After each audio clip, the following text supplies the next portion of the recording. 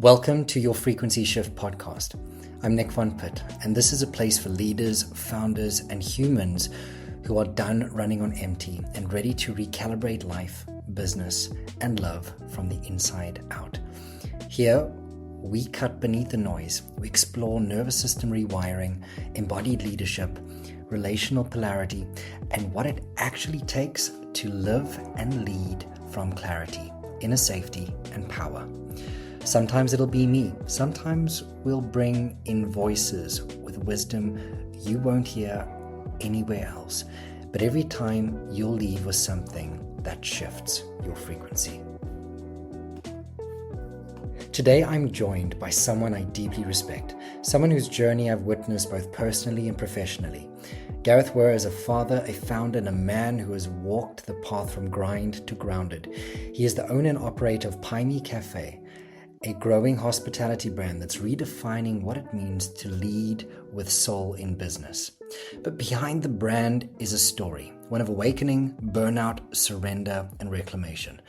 Gareth isn't just a savvy businessman, he's a guide, a teacher, and a living example of what it looks like to do the inner work while building something that lasts. He's facilitated retreats across Europe, supported countless others through their own evolution, and continues to walk this path, not as a guru, but as a man in practice. This conversation is for anyone who's felt the tension between building something great and becoming someone who you can be proud of. So Gareth, thank you so much for being here. Thank you for having me, Nick. It's really wonderful to see you again and to take time in this space together with you. And thank you for the recognition and the kind words. Yeah, so I honestly just to see you today is just it's really wonderful just to take you in and just to honor you in your presence. So diving right into everything, let's go from the beginning. What was the moment or series of moments that started your deeper awakening? When did the call to do something more become undeniable? Yeah, so for me, the catalyst was a breakup. I was in a relationship in which, through no fault of anybody involved, but in which I abandoned myself in order to maintain the relationship. This was not clear to me at the time. I was not conscious of it, but this is what I was doing. The relationship ended. In the end, I did not avoid the abandonment. And this really opened something in me. I was so heartbroken. I was so lost from myself and my worth and my purpose. And it really cracked open my heart. And in this very raw, painful phase I was in, quite quickly, actually, there became an intuitive sense that it had a greater purpose, which I had no kind of cognitive idea about what it was, but I felt, no, this is somehow serving me. This was a kind of a knowing. And actually, things started coming into my field, a bit like astrology, other spiritual phrases, concepts, beliefs, and they resonated. And I was like, maybe this is what I'm experiencing. Maybe this is what I'm experiencing. Attachment. And that's how my journey began. And this was the beginning of actually a very, very intense phase of growth where I gained so much clarity and awareness, and also a large part due to the support I had at the time, which was from yourself and Karis, who I reached out to, and you guys created a beautiful container and held me so tenderly and so beautifully through that very painful phase of recalibration and really finding my way back to myself. So it really started with a heartbreak for me. You know, I find that we end up going through this process where we can't necessarily escape the feelings and sensations and the reality that you're in. It just everything wants to die. Everything just wants to fall apart.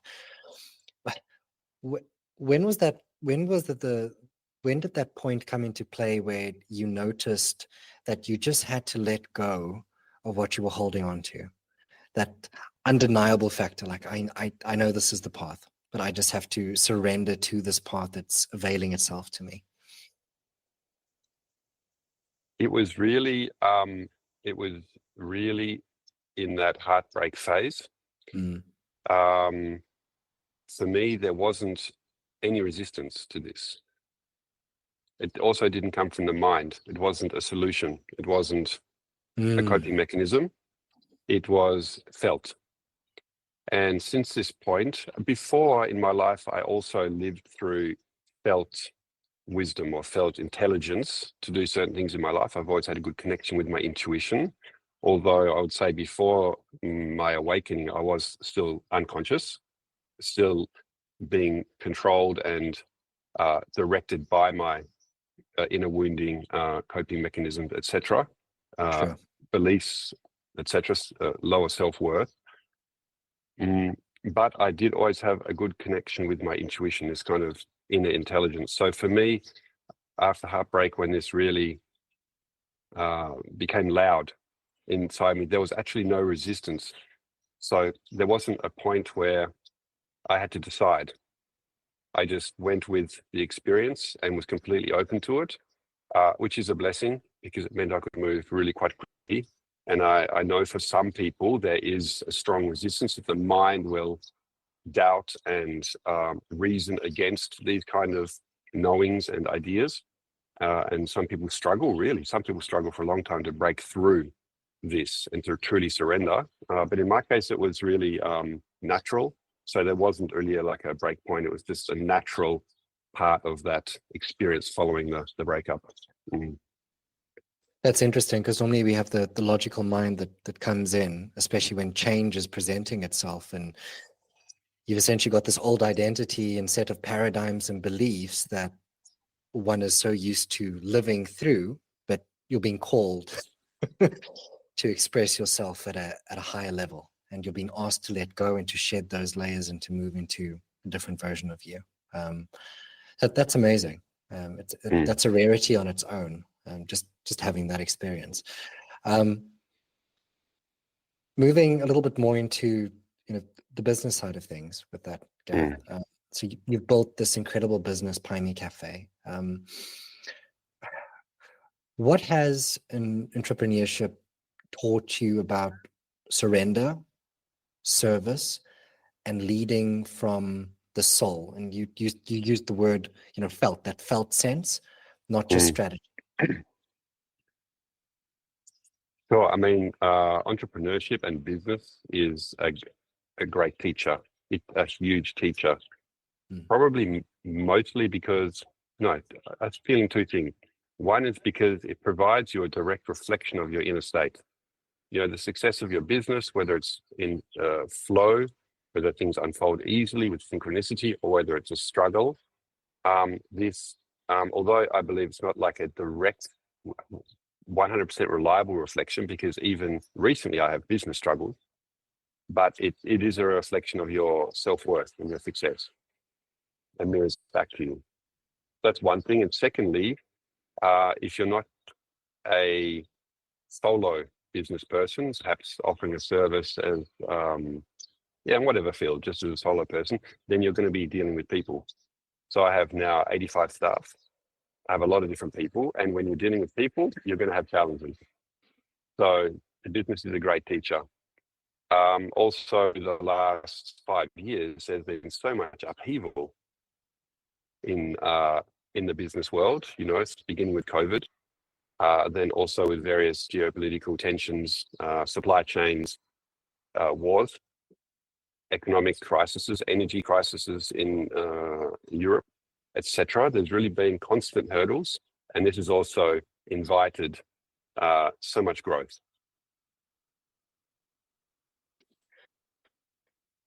Do you find that, you having this conscious awareness and being, I'd even say self-aware, do you find that has become maybe one of those indisposable tools that you call upon on a day-to-day basis, just recognizing where you're at, where you're showing up from, and the the understanding of your own bandwidth when you are dealing with all these different conflicts, different walks of life, different individuals, and I suppose making some of these critical decisions, having 85 individuals that you're caring for indirectly and directly, I suppose. Yeah, I think awareness and self-awareness is key. At the end of the day, if you want to be successful in business and have a positive impact, to serve and to do this in truth. And this is the critical part, I think, because you can have a business, but not necessarily be serving, not yourself, not others, and not the wider community, and not the planet, and possibly also not God, whichever God that is for you. And I think this self-awareness allows you to access truth in your own behavior, your integrity, your intentions, and then to be able to choose how you wish to respond to different situations and choose where you put your energy to. If your vision is truly in alignment, to feel really the whisper of your soul, even to understand what is really in alignment. This is not possible without awareness. And out of curiosity, do you find that that is an awareness that is just given, or is it something that you've had to work on and refine and continuously pursue with inside of the self? Sure, I think people arrive in this human reality with different levels of awareness. Sometimes children can display really beautiful awareness, and sometimes you meet someone older and they're really showing really a lack of awareness. So I think some people do arrive with more awareness than others. However, I think it is definitely possible. I know through my own personal experience, it is entirely possible to cultivate awareness through dedication, through practice, being willing to sit in the fire, to ask for help, to have people lead you on this path. It is really, really absolutely attainable to cultivate awareness for every person. It just takes a willingness to live in truth, to face truth, and to do the work. Yeah. 100%. I agree with that. Moving on to maybe something that I'm pretty sure you've navigated a couple of times. I think you even mentioned this in a voice note. Just burnout as a whole. What has that maybe looked like for you from time to time? I'm sure there's different variations, but you have telltale signs that's unique to Gareth when he's like, "Oh, I'm trading the line, or I've overstepped and I've emptied out my gas tank of energy, and I'm now got an empty cup that I'm trying to pour into everyone else, and this just isn't sustainable." Firstly, what does it look like for you? How do you then catch yourself within that? And how is that maybe shifted in how you approach leadership within your company, and I'd even just say within your life in general? So, sure. So for me, burnout always coincides with a period where there is ongoing pressures, ongoing stress because there is too much to do and not enough time to do it, and the things that are occurring are perhaps difficult, or even are creating tension within myself, like within my identity. This is also stressful and takes energy. And it's always a period where I'm very much in my mind, really trying to calculate, resolve, fix, navigate whatever it is that's there, and less time in my body, less time in nature, less time taking care of myself. So it doesn't happen overnight, but it is occurring through a period of time. So, sometimes we feel like, this is a great project, I'll take that on. Everything looks good, okay, we have capacity, etc., and we go for it. But then there'll be a curveball might come from somewhere else, something you couldn't predict or foresee. And then you have to take care of the new project plus the situation that has arisen. And this could just be literally too much. In a perfect world, you would have enough resources, as in team, with the right skills and belief in themselves to be able to take these things off your plate. But in reality, often when there's really challenging situations or a new project, it means it comes down to me and my capacity to manage it, right? And this is where I often end up in a little bit of a burnout situation, because there's just too much to do. And of course, the trap is to give up the work to somebody else. First, you have to invest time in them to understand how to manage it. So it's hard to get out of this circle. So for me, the antidote is to take time out, which I've actually done. I was recently overwhelmed due to some situations out of my control that arose, and I really had to handle them on top of a new project, exactly as I described. And fortunately, I was called to and invited to a retreat, and this retreat became the cut. So I just walked away, turned off, took care of everything, so that everything would be fine for a week, turned off my phone and entered a beautiful space for 4 days and recalibrated. This is what recovery looks like to me. And now, of course, the question, well, what about after the retreat? Yeah, the situations are still there, but something truly beautiful unfolded in this retreat, where I now had a deep knowing. I received a very deep understanding and recognized my personal identity attachments to the struggles that I have in my field, and realized that they are not as important as they seem. And although I do have to still dance through these situations, I can do it without attachments to the struggle. And that ultimately they can't touch me in my core. The real Gareth is not touchable by these situations, so I don't need to stress. So that's how I'm feeling. So next week I go back to work, and I'm curious to see if I can hold this belief, this recalibration, and take the steps to move through these challenges. So this is what burnout, stepping out, and then coming back looks like at this point in time on my journey. It's a very clear process. I just want to pause that for permission slip for individuals that feel like everything just feels really intense. So it's really that whole practice of stepping away from the problem, realizing that you're bigger than the problem, and you're able to come back in with a fresh set of eyes, just through taking that space and giving everything a little bit of breathing room. Yeah, well managed on that, whilst you're still taking time off. So you mentioned retreats. So you've facilitated retreats now over the years, and a couple of workshops, and held space for others.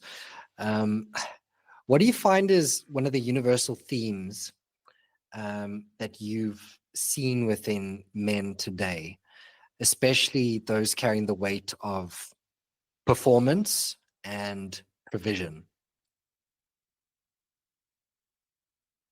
Sure. I think there's really some common themes today.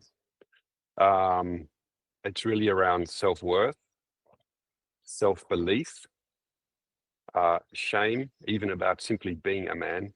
There is layers of shame associated with that. And presence, as in cultivating presence. You know, this is something that nearly all men need to practice and develop to be able to operate and be in a sensitive way to the nuances of interaction with women, with brothers, with children, within their field, within their space, to be able to witness the nuances and then understand how important their presence is. I think this is a gift that all men should strive to receive, to be able to step up in this way. But first, there is work to do. There is work to do around self-belief, limiting beliefs, and wounds to heal and clear. Yeah, that's the main themes, I believe. Just touching on the self-worth component, what do you feel that the recurring belief is there? What if you were to verbalize that belief, what is it that you've heard time and time again through these interactions? Yeah, what I see a lot of is I am not enough. I have to prove my worth. I have to earn my worth. Love has to be earned. This is a really, really clear wound. And it's a vicious cycle, a cycle of pain and seeking that validation over and over again. And you do and you do and you do, and you're unable to receive the fruits of your labor, but they've been available to you the whole time. It's just you don't see it.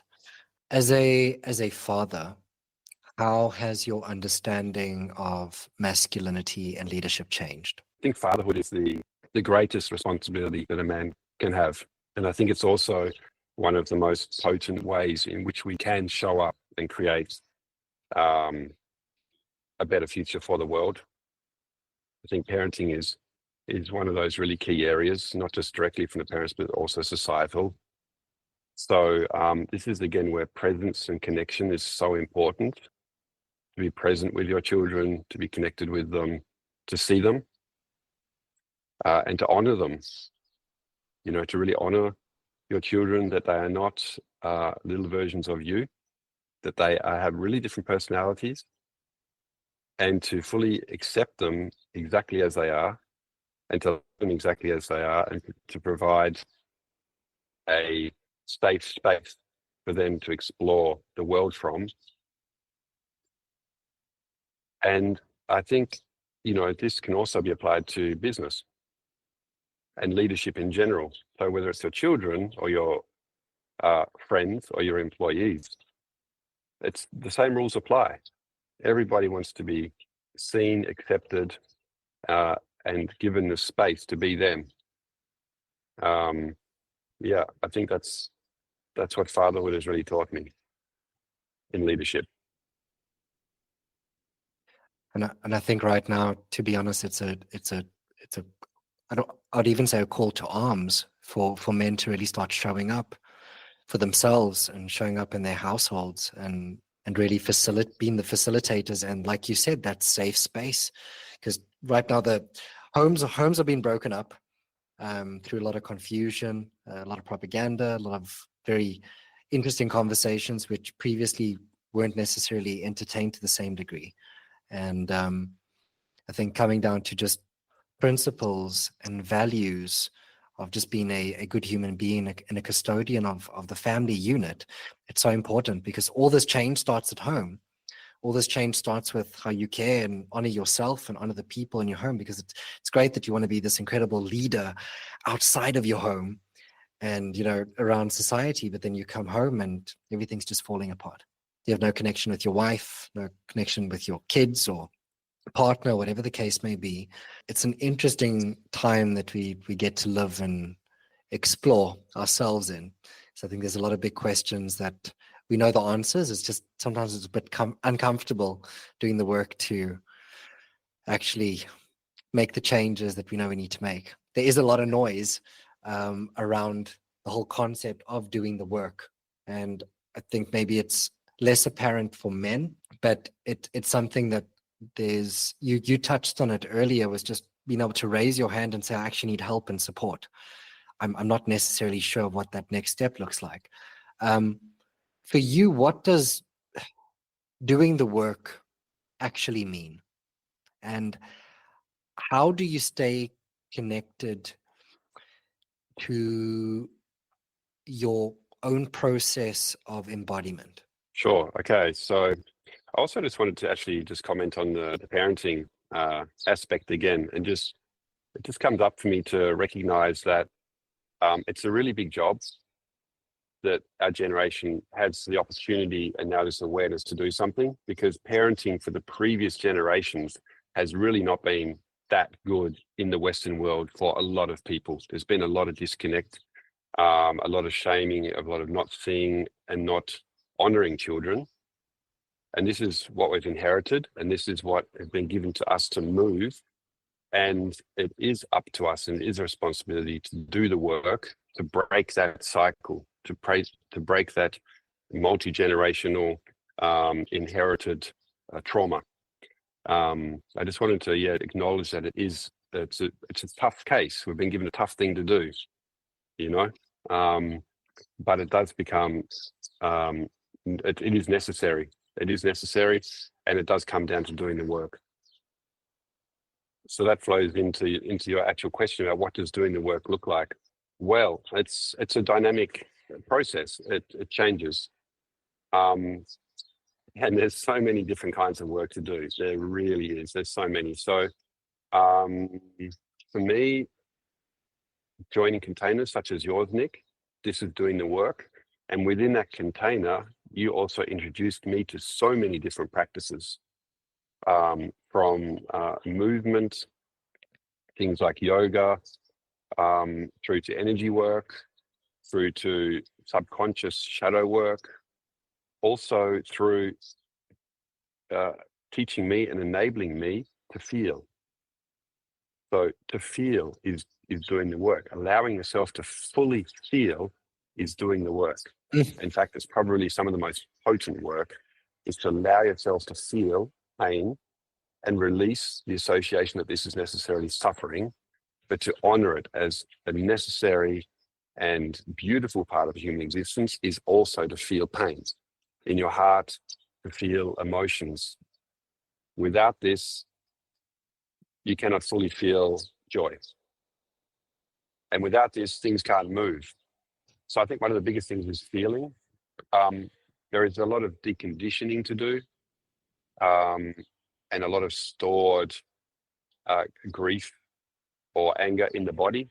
So yin yoga, somatic practices, etc., can really release this stored tension. So there's a clearing of the stored tension and trauma within the body.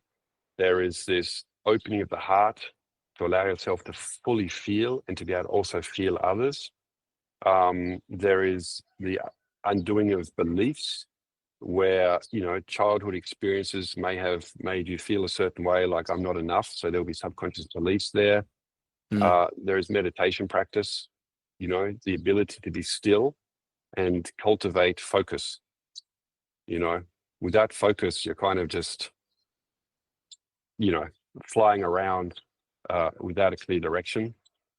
And there is, also cognitive understanding of many concepts like attachment systems, psychology, and also getting to know many tools that are very, very supportive, like astrology readings, human design, gene keys, things like this are also super supportive. So doing the work looks like so many different things. And I think at the end of the day, you should do all of them. And it also means taking care of yourself. So going to that retreat, taking that holiday, sitting by the ocean. And another very important thing actually that comes up right now, and I think it's really important today, is dopamine addiction. Phones, above all else, media, and substances, alcohol, cigarettes, caffeine, all fine in certain doses, all beneficial even in certain ways. But I mean, we want to live a good life. We also want to live a happy life. So, we shouldn't be too fully extreme against everything, but this is also a really important part of doing the work, is seeing what is it you are avoiding feeling when you pick up the phone, because there'll be something there. So long answer, but it's a really broad topic, and there is so many ways to do the work. I think you verbalized that beautifully, to be honest. Yeah. And there's more that I haven't mentioned. Sure. No, thank you for sharing that. I think a lot of people just think it's I read a self-help book and there's a practice or two in there, and I take it and I take that nugget and I move with it, and sure, that's great. But there's a there's layers to this, and there's a never-ending depth. You can just go deeper and deeper and deeper and carry on exploring, and really getting to know thyself as you progress. But thank you for that. That was really broad, and I think that touches on a lot of different areas. So that would be an idea of what doing the work looks like. So just you sitting on the other side as someone who continuously dives in and is willing to shift things and change things and recognizes that we all have blind spots. We're always going to have blind spots. And we're always going to have these moments where we might feel stuck or might feel burdened or might feel overwhelmed.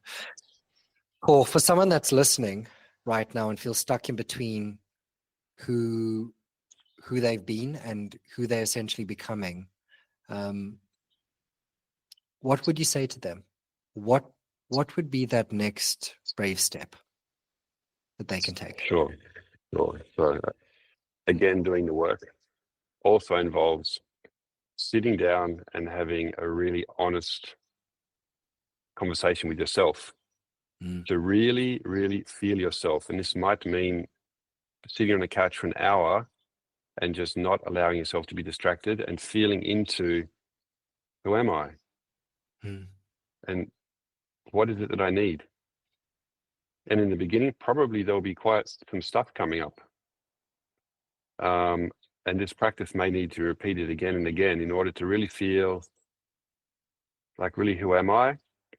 And I think just this practice will also lead to many invitations of other kinds of work to do, because stuff will come up that needs to be seen and processed. And I think holding yourself really compassionately, I would also to say to somebody who's in that space, like, really hold yourself with love and compassion, because you are perfect exactly where you are. In that moment, maybe it feels a bit overwhelming. Maybe there are many questions. Maybe you're unsure. Maybe there are things you don't like about your life. You don't like about yourself. Be compassionate with yourself. Love yourself. You are on your journey.